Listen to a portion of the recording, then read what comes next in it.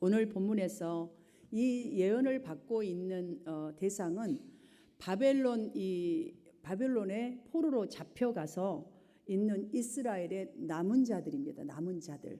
그러니까 많은 사람이 죽었을 것이고 남아있는 사람들에게, 지쳐있는 사람들에게 지금 말씀을 전한다는 그런 말씀이겠죠. 그들의 형편이나 상황이 어떠할지 대충 이 정도면 아마 짐작을 하실 것입니다. 이스라엘을 통해서 하나님은 선민 이스라엘은 이제 어떠한 상황에서도 참 하나님이신 참 신이신 하나님의 장중에 너희들 그렇게 지금 살고 있다 할지라도 보호를 받고 있는 중이다. 그러므로 두려워하지 말고 도리어 새 구원이 앞으로 어떻게 펼쳐질지를 생생하게 막 하나하나씩 모사하면서 백성들로 하여금 위로를 받게 하고 도전할 수 있도록 암시하는 내용들이 바로 오늘 본문 말씀입니다. 그 당시에 이스라엘 사실 백성들과는 조금 다른 내용이겠으나 영적인 상태로, 믿음 상태로 보자면 오늘날 우리의 삶에도 사실 가던 길을, 인생의 길을 가는 길을 이렇게 멈추게 만드는 뜻하지 않는 일들이 시시때때로 우리에게 주어집니다. 그러나 이스라엘에게 오늘 본문에서 사용된 이 생생한 표현들을 보면 사실 그들처럼 우리가 구원받는 것에만 빗대어서 신앙생활을 하는 것으로는 우리는 생생한 삶의 현장, 새로운 삶의 현장을 이룰 수가 없습니다. 그냥 구원받은 거 하나 정도를 가지고 예배 생활하고 신앙생활하면 절대로 어떤 하나님의 능하심과 살아계심을 경험할 수가 없어요. 우리 인생의 가는 길을 멈출 수밖에 없는 뜻하지 않는 일들을 뛰어넘기에는 그런 정도의 구원 신앙 가지고는 우리의 정신적으로나 영적인 상태나 육적으로는 너무나 연약하여서 뛰어넘기에는 무리가 참으로 있다라는 것을 오늘 본문 말씀만 보아도 깨닫게 됩니다. 하지만 중요한 것은 큰 위로와 함께 소망 가운데 힘을 낼 수 있는 것은 오늘 본문 이전에 사실 41장 전체를 읽어보면 더 확연하게 느껴지는데요. 8절 말씀에서도 나타나 있습니다. 그러나 나의 종 너 이스라엘아, 내가 택한 야곱아, 나의 벗 아브라함의 자손아. 여기 한 단어들을 한번 보세요. 여기 나의 종 너 이스라엘아 라는 이스라엘은 하나님의 이 뜻을 이루어가는 하나님의 종들을 의미하는 말이에요. 그러니까 하나하나를 한번 잘 여러분 기억하십시오. 그리고 이스라엘을 나의 택한 야곱이라고 이렇게 하나님은 부르십니다. 여기 이스라엘은 바로 선택된 백성들을 말합니다. 저와 여러분을 말하는 거예요. 그런데 하나님은 이스라엘을 무엇이라고 부르냐? 맨 마지막에 보십시오. 나의 벗 아브라함의 자손아라고 불러요. 나의 벗 아브라함의 자손아라고 부릅니다. 그 다음에 보면 그러니 한 단어 속에 우리를 얼마나 소중하게 여기고 우리를 어떤 소망의 눈으로 바라보고 있는지를 여러분 느끼실 텐데 이것뿐만이 아닙니다. 11절부터 13절을 보면 보라 내게 노하던 자들이 수치와 욕을 당할 것이요. 그러니까 하나님이 어떻게 행하실 것을 구체적으로 말씀하시는 장면이죠. 너와 다투는 자들이 아무것도 아닌 것 같이 될 것이며 멸망할 것이라. 내가 찾아도 너와 싸우던 자들을 만나지 못할 것이. 우리가 그 사람을 아무리 찾아보려고 해도요 없을 것이라는 거예요. 만나지 못하고 너를 치는 자들을 아무것도 아닌 것 같이 허무한 것 같이 되리니 이는 나 여호와 너의 하나님의 내 오른손을 붙들고 내게 이르기를 두려워하지 말라. 지금 그러니까 내가 너에게 말한다. 오른손은 항상 강한 걸 말하잖아요. 자, 능하신 하나님 말씀하신다. 내가 너를 도우리라 할 것이니라라고 하잖아요. 그러니 위의 말씀들, 이 계시의 말씀들을 보시면요, 하나님의 위로와 격려 여러분들 막 팍팍 느껴지지 않습니까? 여러분 그뿐 아닙니다.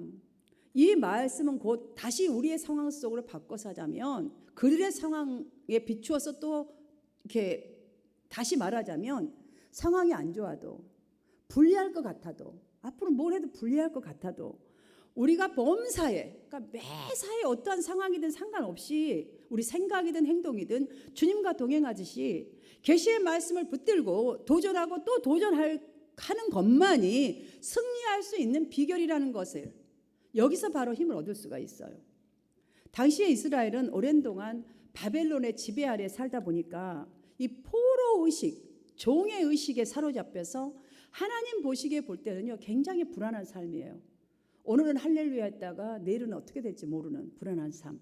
소망을 가졌다가도 소망 없는 삶을 살아갔던 것처럼 요즘 현대인들을 보십시오. 살아가는 모습들이 딱 이들과 같아요. 다름이 아니라 분주함에 사로잡혀 있어요. 우리는 어떤 것이 노예가 아니라 분주함의 노예가 되어서 살아가다 보니까 심지어는 여가 시간도 생산적이어야 해요. 우리는 그렇잖아요. 여러분이 뭔가를 하는, 운동을 해도 생산적, 뭘 해도 생산적, 여러분을 위해서 뭔가를 해도 꼭 뭔가를 이게 하는 그 생산적이어야 돼요. 우리는 그거에 온통 지금 노예가 되어 있는 상태. 여러분께 질문을 드리겠습니다. 예를 들어서 여러분이 그럴 일은 없어야 되겠지만 예를 들은 거예요. 갑자기 실직하게 되었는데 그냥 아무튼 문을 닫아야 돼요. 실직하게 되는데 그 시간이 장시간인 상태로, 그러니까 실직한 상태로 장시간 살아가고 있다면 여러분은 여러분 자신을 여전히 나는 가치 있는 사람이다. 나의 삶은 여전히 가치 있는 생이 될 것이다 라고 말할 수 있겠습니까? 여러분 자신을 가치 있게 여길 수 있을 것 같습니까? 어떨 것 같으세요? 저는 그렇지 않다고 봐요. 거의 다는 아니겠지만 많은 사람들이 그 당시에 딱 하나님의 말씀을 받고 있는 지금 남은 자들처럼, 이스라엘 백성들처럼 많은 분들은 도전 정신과 아니면 변하고자 하는 힘을 잃어버리고 있을 수 있습니다. 그런 상태로 살아가고 있을 수 있습니다. 오늘 본문은 바로 일에 쫓기며 살아가는 성도들에게, 삶에 찢겨서 정말 중도에 포기하는 성도들에게 새로운 삶의 장을 이렇게 위해서 열어가기 위해서 하나님께 좀 투자해보라는 거예요. 또 어떤 것을 관리해야 될 것인지에 대한 것을 제시해주고 있는 바로 그런 장면이에요. 한마디로 그것을 우리에게 똑똑하게 제시해주고 있는 것이라고 할 수 있어요. 희망을 푸는 두레박이라는 책이 있습니다. 사실은 희망을 푸는 두레박, 희망을 푼대요. 이런 책이 있는데 그분은 여러분 좀 이따 제가 다 얘기를 해주겠지만 너무너무 어렵고 힘들고 쉽지 않은 상황에서 참말로 예수를 잘 믿었어요. 그래서 인생이 변화된 사람입니다. 결론부터 말씀드리자면, 그래서 비관적이고 절망적인 완벽한 그런 삶 속에서 이제는 남을 위해 오히려 봉사하고 남을 살리는 희망적인 삶으로 인생이 바뀌면서 자신의 이름을 오 아볼로라고 이름을 지었어요. 그분 지금 한국에 계신 분이에요. 성경에 아볼로 여러분 잘 아시잖아요. 그림 나오죠. 아볼로는 물을 주었고 하나님은 자라게 하신다라는 그 이름을 따서 자신의 이름을 오 아볼로로 지었어요. 그것도 오를 붙였어요. 그냥 아볼로를 안 하고. 그의 인생이 왜 그렇게 지었냐면 이 하나님 아버지의 말씀을 물을 주듯이 자기가 그대로 붙들고 그때그때 듣는 말씀을 물을 주듯이, 여러분 사초에 물을 안 주면 죽잖아요. 그러니까 그냥 말씀에 물을 주듯이 말씀을 따름으로 인해서 나의 인생이 바뀌어졌기 때문이다. 그래서 오 아볼로로 바꿨어요. 그리고 그분이 나를 이렇게 자라게 하시더라. 말씀에 물을 주고 말씀에 정말 그렇게 물을 주듯이 따랐더니 하나님의 나의 인생을 이렇게 자라게 하셨다라는 뜻으로 오 아볼로를 지었다라고 하셨어요. 그는 1952년생, 지금 만 70세입니다. 현재. 그는 태어날 때 고혈성 부전증으로 이렇게 그 앓는 상태 그대로 태어났대요. 이 병이 무엇이냐면 뼈가 너무너무 약해서, 그러니까 뼈가 자라지도 않고 너무너무 약해지는 거예요. 약해서 그냥 살짝만 팍 부딪혀도 부러져 버리는 거죠. 여러분, 뼈가 부러지면 한번 뼈가 부러지면 여러분 한번 금이 갔거나 부러진 분들 계신 분도 있으실 거예요. 몇 개월 아니면 1년 이상이 걸리는 경우도 있습니다. 뼈가 붙을 때까지는. 그러니 여러분들, 이게 우리는 건강한 몸에서 부러졌을 때 그 정도인데 이 사람은 온 천지가 다 그 모양이에요. 그러다 보니 육신을 제대로 사용할 수 없는 상태입니다. 그래서 그분은 1급 장애인 판정을 받은 사람이에요. 그런데 7년 후에 고통상을 또 당합니다. 그래서 두 다리가 절단했습니다. 왜냐하면 뼈가 붙을 수가 없는 상태예요. 다 절단해서 의족을 차고 의족에 의지해서 살아가는 사람이니 여러분 그 사람의 키는 다 큰 키가 1m도 안 됩니다. 1m도 안 돼요. 아주 조그맣고 왜소하고 아주 너무너무 보기도 불쌍한 정도입니다. 그가 태어나면서부터 어른들로 정말부터 듣던 가장 자주 듣던 말, 쟤는 안 태어났으면 좋을 뻔한 얘야. 자기도 고생하고 남도 고생시키는 애. 차라리 안 태어났으면 얼마나 좋았을까. 정말 가장 가슴에 박힐 정도의 상처가 됐대. 그 말이. 나 같은 존재가 왜 태어났을까. 저 어른들도 나를 볼 때마다 이러는데, 보는 사람마다 저러는데 차라리 태어나지 않았으면. 저에게도 힘들고 남들도 힘들게 하는 인생. 그것뿐만이 아닙니다. 잘 있다가도 이웃집에서 손님이 오면 엄마는 자기에게, 부모도 자기를 잘해주지만 이러는 거예요. 엄마는 넌 저 뒷방에 가 있어라. 자, 이 말이 무슨 말이에요? 뒷방에서 혼자 있다가 손님이 가시거들랑 나오라는 소리 아니겠어요? 교회에서 전도사님 신방을 와도 마찬가지래요. 그때도 뒷방 신세. 심지어 형 결혼식 날에도 그랬답니다. 어머니가 하는 말이 너는 여기에 앉아 있어라 하면서 옆방 뒤편에 결혼식이 다 끝날 때까지 형 결혼식이 그렇게 보고 싶은데도 볼 수가 없었답니다. 상처투성인 그의 인생. 여러분, 그는 말합니다. 복음을 통해서 그 말씀을 죽으라고 나 이런 몸을 가지고 이런 상황을 가지고 따랐더니 그 말씀이 나의 인생을 이렇게 뒤바꾸었노라고. 지금은 복음을 전하면서 사람들에게 정말 희망을 전하는 선교사로 그는 쓰임을 받고 있답니다. 그분이 하는 말이 있습니다. 여러분, 우리에게는 아직도 희망이 있습니다. 여러분에게는 아직도 희망이 많습니다. 절망이란 희망의 또 다른 이름이라고 그는 이렇게 말을 합니다. 사랑하는 성도 여러분, 아볼로시의 여러분을 한번 비유를 해보십시오. 여러분 삶을, 여러분의 인생을, 여러분의 생각을. 얼마나 지금 우리는 많은 것을 누리고 있습니까? 얼마나 우리는 많은 것을 가졌습니까? 그런데도 우리는 불행하다고 생각하는 적이 얼마나 많이 있습니까? 행복하지 않다고 불평불만은 좀 많이 합니까? 나의 삶을 비관적으로 생각하면서 살 때는 또 얼마나 많습니까? 뭐가 안 좋아서 뭐가 해서. 대부분 사람들이 기뻐하는 것을 한번 보십시오. 어떤 경기에서 승리했을 때 기뻐하죠. 아니면 어떤 것을 소유했을 때 기뻐합니다.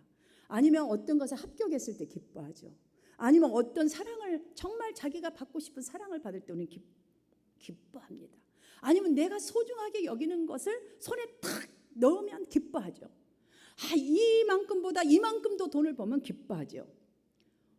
또 뭐 정치인들은 선거에 납방하는 사람 기뻐하는 거 보셨습니까? 선거에 당선하면 우리는 기뻐합니다. 연구 하는 사람들 성과가 좋으면 다 기뻐합니다. 이 기쁨들을 한번 보십시오. 기뻐하는 많은 우리가 기뻐하는 것들을 한번 보십시오. 잘 보십시오, 여러분. 모두 욕구 충족 기쁨입니다. 소유의 기쁨입니다. 성취의 기쁨입니다. 이러한 기쁨의 특징이 무엇인지 압니까, 여러분? 욕구가 실현될 때만 기쁘지, 욕구가 실현되지 않으면 절망하고 슬퍼하고 비관하고 좌절할 수밖에 없는 특징을 갖고 있다는 거 아닙니까? 또 다른 특징이 무엇입니까? 이 특징은 오래가지 않다는 게 특징 아닙니까? 오래가지 않습니다, 여러분. 여러분들 보세요. 아파트 살다가 또 투베드룸 옮겨가면 좋다. 며칠 갑니까, 그게? 자, 집을 샀는데 그게 얼마나 기쁨이 오래 가던가요? 여러분, 가게 하나에서 2개 옮기니까 얼마나 기쁨이 있습니까? 할렐루야. 좀 있으면 고통스럽네, 뭐가 안 되네, 잘 되네, 또 난립니다. 우리는 이만큼 건강에 기쁘다가 누가 아픈 거 볼 때, 누가 죽은 거 볼 때 잠시 감사하다가 조금 있어 여기만 조금 하다 죽는다고 난리잖아요. 정말 우리는 이게 바로 정말 욕구 충족 기쁨, 소유를 통해서 성취의 기쁨, 이거는 잠시밖에 없어요. 절대로. 그가 바뀐 인생이 무엇입니까? 그가 가진 것 때문에 이런 고백을 했을까요? 이런 삶을 살까요? 아닙니다. 복음 때문에 뒤바뀌니까 모든 이에게 희망을 줄 수 있는 사람, 그런 선교사가 되지 않았습니까? 우리 인생은요, 여러분, 무대에서 펼쳐지는 연극처럼 너무너무 다양하고 파란만장한 법인 것 같아요. 제가 이런 말씀을 보면서 혼자 많은 생각을 해봤습니다. 진짜 나의 인생 하나만 보더라도 연극의 산막까지 있는 파란만장한 인생 같은 느낌이 듭니다. 연극 1막에서는 소시적이 우리 다들 아름답고 화려하고 빛이 찬란해 보이잖아요. 뭐 부모님 해준 거 다 먹고 뭐 학교 가고 뭐 공부 잘하면 칭찬 듣고 신앙생활 잘하면 맨날 잘했다 칭찬받고 어떻게 너는 이러니? 얼마나 좋아요. 일장 너무 좋아요. 자, 결혼해서 이막 잘 살아보려고 노력하지만 이게 그 빛이 다 꺼져버린 것 같고 소망이 없는 것 같잖아요.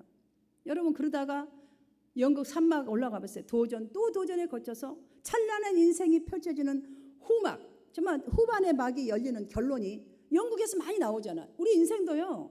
여러분들 보십시오. 현재 여러분의 인생이 이 막이라 칩시다. 그럼 잘 아가씨 때 와갖고 하우 나는 아름다워, 나는 정말 이런 삶을 살 거야 라고 했는데 결혼 이 막에 가서 애 낳고 뭐고 사는데 정말 뭐 지금 보니까 쎄 빠진 고생 이민생활 했는데 남은 게 별로 없는 것 같아. 더 이상 이 막, 여러분 이 막이 잘 알려졌다고 지금까지 칩시다. 그러면 인생 3막 역시 열리지 않을 거라고 생각해서는 안 된다는 것이에요. 여러분들 왜 그런 생각을 지속적으로 갖고 사냐는 거죠. 이 사람과 절대 나는 못 살아. 언제까지 그 생각 하겠냐고요. 왜 3막에 도전하고 또 조련할 생각을 안 하냐는 거죠. 신앙생활에도 마찬가지예요. 처음에 예수 믿을 때 다 눈물 몇 방울들은 흘렸을 것입니다. 와, 예수 믿는 게 좋은 거라고. 오, 바람이 날리는 것 찬양하는 것 같고 돌도 막 그냥 날아가는 것 같고. 여러분 그 첫사랑 한 번쯤은 다 경험했잖아요. 그러다가 인생 이막 어떤 시험 올 때에 아, 이거 너무 괴롭잖아요. 아, 이 비전 없어 이 교회. 아, 내가 예수 아유 힘들어. 예수 뭐 힘들어. 그냥 대충. 그래서 산막이 소망이 하나도 없는 신앙생활 산막을 여러분 지금 갖고 계십니까? 그런 걸음을 걷고 계십니까? 여러분 믿음의 조상 아브라함은요 갈대아 우르에서 태어나서 75년을 그대로 살았습니다. 하나님은 그의 인생 지금 2막 정도에 들어갈 때에 그를 그렇게 2막을 출발하게 하셨습니다. 창세기 12장 1절을 보니까 그것을 떠나라 이렇게 출발을 시키셨더라고요. 보니까 여러분 아브라함에게만 그 믿음의 조상 아브라함에게만 그렇게 했습니까? 아니에요. 성경을 보십시오. 다른 모든 선진들에게도 방법들을 보니까 나오라. 마태복음 19장 여러분 보세요. 마태복음 16장도 보세요. 나오라. 미워하라. 나를 따르라. 제자들에게 하신 말씀들 한번 보십시오. 전부 다 이런 것들이에요. 이 명령들을 한번 잘 보십시오. 새로운 인생의 장을 열려면 옛날에 살아온 거기서 지금 당장 뛰쳐나오라는 거예요. 떠나라는 거예요. 이게 바로 떠나라는 거 아니에요. 옛 모습에서 떠나라는 거예요. 없어질 세상 것을 즐겁고 행복하게 생각하는 그것을 좀 미워해 보라는 거예요. 좀 미워하라. 형제를 미워하라는 소리가 아니에요. 미워하라. 그리고 나를 좀 따라라. 나의 말씀을 따라라. 이 모두가 다 능동태 명령이에요. 바로 행해야 될 명령이라는 거예요. 행하지 않으면 아무것도 없는 거죠. 결과는. 예를 들자면 한 발자국도 떠나지 않고 깔아뭉개고 앉아있지 말고 옛 생활, 옛 성품에서 네가 즐거거니 떠나라. 우울증 다혈질에서 뛰쳐나와서 예수가 너 안에서 정말 살 수 있도록 예수의 질이 될 수 있도록 너 A형, B형, 뭐 AB형, O형 이것 따지지 말고 너의 피를 좀 J형, 지저스 크라이스트형으로 좀 바꿔보라는 거예요. 예수 피로 좀. 나를 따르면 바꿔진다는 말씀이 아니겠습니까? 이 명령에 확실하게 반응했던 사람들이 이 인생 2막이든 3막이 되었던 새롭게 출발이 되었고 믿음의 주여 온전케 하신 이 예수로 말미암아서 찬란한 인생이 펼쳐진 사람들의 수는 여기만 봐도 헤아릴 수 없고 우리 주위만 봐도 헤아릴 수가 없습니다. 여러분 힘을 가지세요. 사도 바울 좀 보십시오. 얼마나 배워야 할 점이 많은 분입니까? 그리스도와 그리스도인을 핍박했던 파렴치한 사람입니다. 많이 갖고 있고 많이 배웠고 잘난 체하고 정말 보면 인격적으로는 아무것도 아닌 사람이에요. 자기는 천하에 잘났다고 생각하고 천하의 하나님을 위한 일이라고 생각했지만 그는 그 좋은 것들을 그렇게 사용했던 사람입니다. 그러나 주님이 부르실 때에 주님이 부르시고 말씀하실 때에 주님을 만난 그때에 이방인의 제1 전도 1인자가 되는 변화가 일어났지 않습니까? 그의 인생 완벽하게 바뀌었습니다. 그래서 1장 1막을 보고 2막까지를 보면 그의 인생 닮을 것이 없습니다. 3막은 꾸준하게 닮아야 할 인생이지 않았습니까? 가난한 자들의 재산을 정말 토색했던 세리장 삭개오를 좀 생각해 보십시오. 그도 그리스도를 만난 다음에는 구제와 공의의 삶으로 180도로 달라졌습니다. 우리라고 왜 안 바뀐다고 생각하십니까? 왜 여러분은 여러분의 삶은 안 바뀐다고 생각하시나요? 여러분 세상을 보아도 마찬가지예요. 변하고자 열망하는 사람, 도전하는 자들에 의해서 모든 문명과 사회와 경제, 정치 다 발전을 해가고 있지 않습니까? 교회라고 예외일 수 없고 크리스찬이라고 예외일 수가 없습니다. 여러분들. 변화는 단순히 겉모양만 달라진 외적 변화를 넘어서 내적인 영적 변화가 있어야 해요. 바로 그것을 위해서 오늘 본문 하나님은 이사야를 통해서 정말 지쳐있고 지금 낙심하고 겉으로만 예배드리는 그들을 향해서 지금 정신을 차리고 위로도 받고 소망을 가지고 도전하라고 말씀을 전하고 있는 것입니다. 사랑하는 여러분, 우리는 분명히 알아야 합니다. 그리스도인 전체는 옛사람은 이미 죽고 새사람이 된 존재라는 사실을 주님이 말씀하시지 않습니까? 새사람이라고. 하지만 여전히 여러분 또 한 가지는 기억해야 합니다. 성경이 지속적으로 우리에게 많은 말씀을 해주신 것은 우리 속에는 아직도 옛 성품이 그대로 우리 안에 남아있어서 지속적으로 우리의 새사람을 방해하고 있기 때문에 그래서 삶이 고달픈 것이라고. 그래서 이렇게 살아라, 떠나라, 미워해라, 나를 따르라, 이렇게 계속 말씀해 주시는 거예요. 우리의 옛사람이 아직도 속에가 있어요. 새사람은 되었지만. 그래서 이 사실을 잊지 말고 도전해야 돼. 가끔 도전하지 말고. 우리 가끔은 도전하잖아요. 여러분들 다 보시면 다 가끔 한 번쯤은 해요. 그런데 날마다 우리는 변화의 삶을 하나님의 말씀을 따라서 이루어 가야 하는 거예요. 그렇게 하시는 여러분 되시기를 주님으로 축원합니다. 이건요 꾸준하게 매일 지속적으로 해야 돼요. 매일 배 시간에 밥 먹고 물 마시고 우리 화장실 갈 거 가고, 그러니까 루틴이 그거 있어야 되잖아. 그러면 건강하잖아. 똑같아요. 여러분들 영적인 생활도 똑같아요. 그럼 이런저런 난관에서 그럼에도 불구하고 지속적으로 멈추지 않고 전진하려면, 도전해 보려면 무엇이 필요할까요? 저는 오늘 본문에서 여러분 이 세 가지 정도를 나누면서 이렇게 한 두 가지 정도나 세 가지 나누면서 말씀을 정리하려고 합니다. 가장 먼저는 말씀, 그러니까 성경 말씀으로 내 중심을 잡아야 돼요. 여러분의 삶의 중심을 꼭 잡으세요. 말씀을 중심으로 잡으면 여러분 똑바로 갈 수 있어요. 오늘날 한국교회가 위기라라는 말을 많이 우리는 하고 있고 듣습니다. 왜 우리가 그 위기, 한국교회가 위기라고 할까요? 왜 위기를 직면하는 이유는 무엇일까요? 바로 우리 신앙을 경건하게 세우는 소금과 같은 역할을 하는 말씀 중심 영성이 점점 희미해져 가고 있기 때문이라고 저는 말하고 싶습니다. 이렇게 말해도 분명히 과언이 아닐 것이라고 봅니다.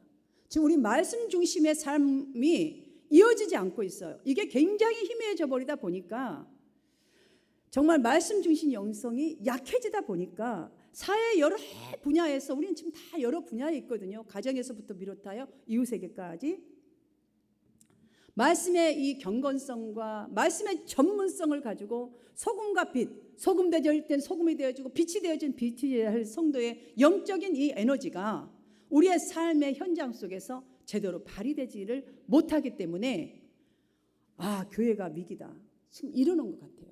진짜 말씀이 여러분의 삶을 비추고 여러분이 그걸 중심으로 살아간다면 절대 위기는 오지 않습니다. 여러분. 그러니까 구루터기처럼 여러분이 말씀 중심으로 살아서 여러분을 통하여 새롭게 도전하는 인물들이 더 늘어나기를 주님의 이름으로 축원합니다. 이런 속에서 그럼 우리는 과연 정말 많은 사람들이 도전을 줘야 하는데 무엇을 믿고 따라야 할까? 바로 14절 말씀이 뭐라고 합니까? 여호와가 말하노라. 주님이 말씀하십니다. 지금 내가 너를 도울 것이라. 내 구속자는 이스라엘의 거룩한 이인이라. 바로 이스라엘 거룩한 이가 바로 이 말씀이에요. 여러분들, 하나님 말씀을 무엇을 말하는지, 지금 하나님이 무엇을 말하는지, 말씀이 나보고 지금 어떻게 살라고 가르치고 있는지, 그것에 우리가 집중해야 돼요. 그걸 붙들어야 된다는 거예요. 그래야 내 영적 정말 내 이 영적 생명이 그래야 온전히 보존될 수 있어요. 건강하게, 지속적으로. 그래야 결국에는 구원을 얻게 되는, 내가 이루리라, 너가 너 원수를 보려고 내가 다 해준다잖아요. 여러분 다 찾아봐도 야, 그들 심판당해서 없어요. 우리는 주님과 함께 영광을 누리겠지만 그들은 없어지겠죠. 주님이 하셔야 나머지는. 오 아볼로, 여러분 정말 여러분이 오 아볼로가 되길 바래요. 오 아볼로, 주님이 잘하게 하신다니까요. 두 번째로, 즉 즉각 여러분 말씀을 딱 중심을 잡아야겠다 했으면 도전하는 행동이에요. 도전하는 행동. 여러분 말씀을 아무 중심 잡겠다고 여러분 생각을 많이 해도 도전하는 행동이 없으면 아무 소용이 없어요. 이사야가 본문에서 가장 먼저 전달해 주는 말이 이스라엘 사람아 두려워하지 말라.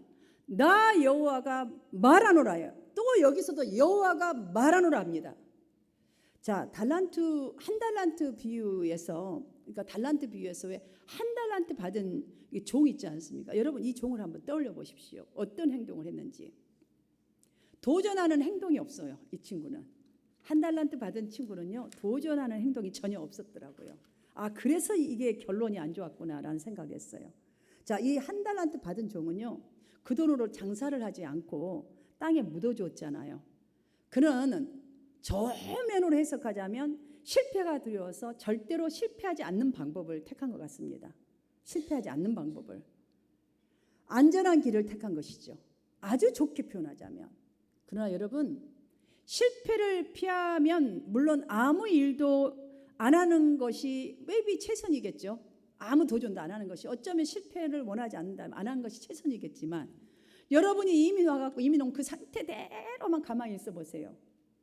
도전한 게 무서워서. 한국에서 같으면 체면상도 못할 일을 여기서 왜 이렇게 도전합니까? 도전에 성공한 우리 이민 1세, 2세 얼마나 많습니까? 가방 하나 달랑대고 어떤 사람 나는 500불밖에 안 가는데 이렇게 지금 집 사고 못 산다. 그들이 왜 그렇게 했어요? 실패를 들어왔다면 그들은 도전하지 않았을 거예요. 이 사람처럼. 그러나 여러분, 이 사람을 보십시오. 나중에 돌아보니 아무것도 안 하는 것이야말로 가장 큰 실패라는 것을 우리는 알 수가 있어요. 여기서 그걸 배워야 돼요. 그러므로 하나님의 말씀을 여러분 여호와의 말이니라 그러면 정말로 여러분이 살고 싶나요? 새 인생이 열려지기 원하십니까? 바로 행동하는 것이에요. 마지막으로 한 번의 소중함을 여러분 분명히 알아야 돼요. 여러분이 그때그때마다 이 한 번의 도전의 소중함을 분명히 알고 가야 된다는 거예요. 정말 내가 지금 이 한 번의 소중함 이거를 꼭 생각하십시오. 제가 생각해보니 여러분 월드컵에서 결승골 한 골 이거 굉장히 중요하잖아요. 금메달 한 번 딴 일, 신기록을 세운 일 등등. 인생에 뭐 꼭 월드컵에서만 있겠어요? 뭐 아니면 올림픽에서만 이런 게 있겠어요? 우리 인생에도 마찬가지예요. 분명히 한 일평생에 한 번만 정말로 여러분이 신기록을 세웠다거나 어떤 대박을 쳤다. 이 행동은요, 최고의 성공이 될 수 있는 일들이에요. 그렇잖아요. 나머지 걸 더 할 수 있는 힘도 생기고 어떠한 크레딧도 생기고 많은 것이 생길 수가 있어요. 보장이 될 수 있는 것이 훨씬 많잖아요. 사랑하는 성도 여러분, 우리가 기억해야 합니다. 행동은요, 배움의 마지막 단계는 아닙니다. 우리는 행동하는 것이 이게 마지막이라 보는데 아니에요.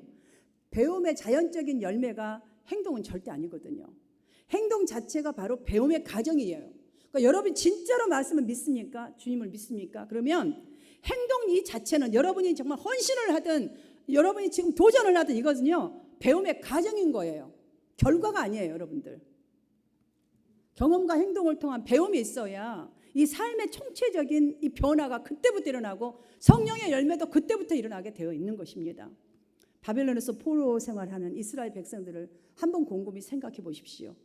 그들은 그 정말 오랜 동안의 이 포로 생활 동안 분명히 하나님께 구원을 수없이 호소했을 거예요. 하나님 구원하여 주시옵소서. 얼마나 갈망하고 또 갈망했겠어요. 우리 인생 속에도 목타 들어가듯이 이런 거 얼마나 많겠어요. 때로는 아프고 때로는 문제 있고 때로는 속상하고 많겠죠. 여러분 그때마다 하나님은 그들에게 구원의 놀라운 계획을 말씀하셨습니다. 그리고 그 호소에 대한 답을 분명하게 제시해 주셨습니다. 어떻게 하라고. 자, 그렇다면 여러분들 이 시간 그럼 우리는 과연